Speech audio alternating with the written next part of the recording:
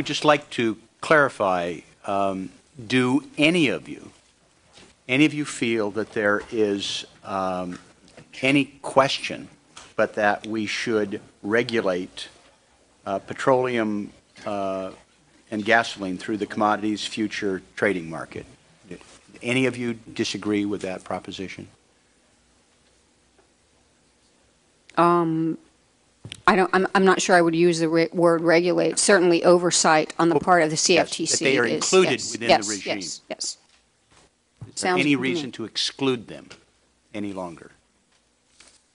Again, I cannot comment on that, so I don't want my silence to be viewed as GAO exception noted.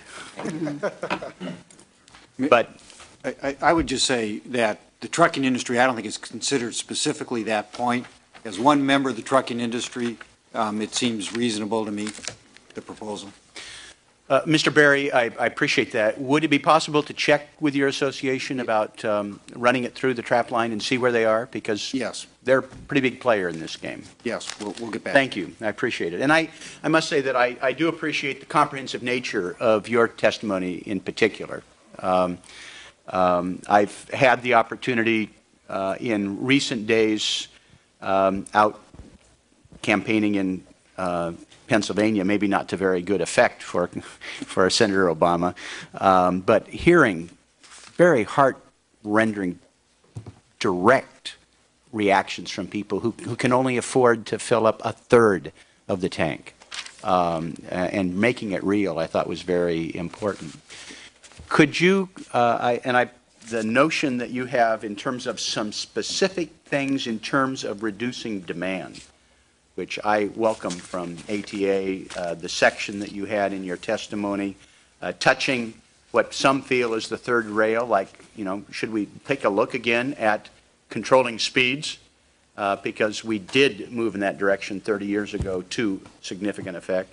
And even the notion of reducing idling. We've had legislation. We've tried to fix this to be able to help, APUs, so that we don't have the whole rig burning expensive diesel. This is an example, to me, of simple common sense items that ought to be employed in a heartbeat, that make sense, save money. Do you want to elaborate on that for a moment? I'd be happy to. At great personal risk, I will tell you that it's our association's position that there should be a 65-mile-an-hour speed limit, and that that would save a tremendous amount of fuel. And I would venture to say that it would probably save as much as 10% of our annual consumption, and that's a big number. Our own company has reduced our speed in December from 65 to 64 miles an hour, and our trucks are governed so that we can set it with a computer.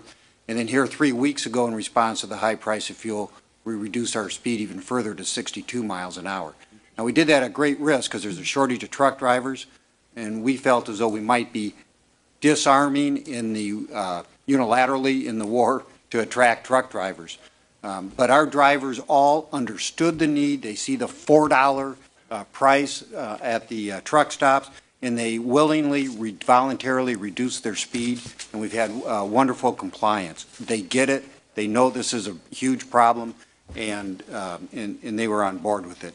But anti-idling, Representative Inslee talked about research and development. There's a lot of common sense solutions coming from the users, and the users are left out of all these equations. And I think that the users need to be included in the research and development. There's trucking companies are coming up with fabulous ideas, common sense solutions, and those should be incorporated. Anti-idling, we're looking at battery powered. We can't get the battery power to work because with cabs need to be better insulated. So we're all out there experimenting with ways to better insulate the cabs. EPA's SmartWay program is a fabulous program that is looked at different technologies, has put it out on the internet so truckers can see what works, what doesn't work, and that's been a huge service. And so, those are all examples of things that can be done. I appreciate that. I appreciate, as I say, the comprehensive testimony that you've offered up. We're working to try and fix that APU item in the Ways and Means Committee, we've got a little glitch. But I think in total, this was extraordinarily helpful. Mr. Chairman, I really appreciate your allowing us to come together to analyze this.